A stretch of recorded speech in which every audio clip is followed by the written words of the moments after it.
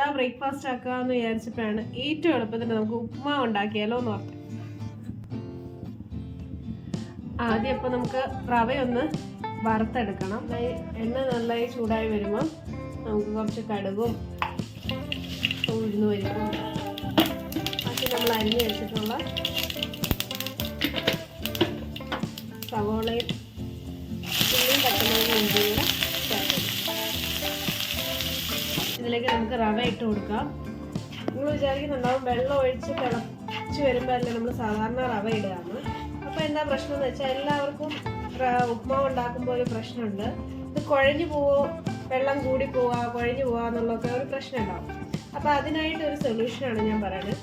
ഇതിലേക്ക് നിങ്ങൾ ആദ്യം റവയിട്ട് ഇതുപോലെ വഴറ്റി കൊടുക്കുകയാണെങ്കിൽ അതിനുശേഷം വെള്ളം തിളച്ച് വരുമ്പോൾ നമ്മൾ ആവശ്യത്തിനായിട്ടുള്ള വെള്ളം കുറച്ച് കുറച്ചായിട്ട് ഒഴിച്ച് ഇളക്കുകയാണെങ്കിൽ നമ്മുടെ ഉപ്പുമാവ് ഒരിക്കലും കുഴഞ്ഞു പോകുന്ന ഒരു പ്രശ്നം ഉണ്ടാകത്തില്ല. കുറച്ച് കുറച്ചായിട്ട് ഈ മിക്സിലേക്ക് ഒഴിച്ച് യോജിപ്പിച്ച് കൊടുക്കണം.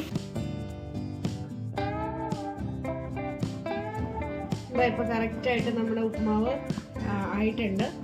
ഇതുപോലെ ചെറുതായിട്ട് ഇച്ചിരി വെള്ളം നമ്മൾ തിളച്ച വെള്ളം ഒഴിച്ച് മിക്സ് ചെയ്യുകയാണെങ്കിൽ ഒരിക്കലും നമ്മുടെ ഉപ്പുമാവ് കട്ട കെട്ടി പോവോ വെള്ളം കൂടി പോവോ ചെയ്യില്ല.